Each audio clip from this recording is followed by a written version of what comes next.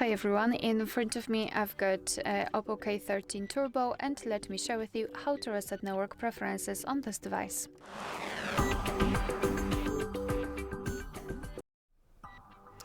So let's begin with opening the settings, and here we have to scroll down to the very bottom to find System and Update. Then let's tap on Backup and Reset, and here we have to tap on Reset Phone.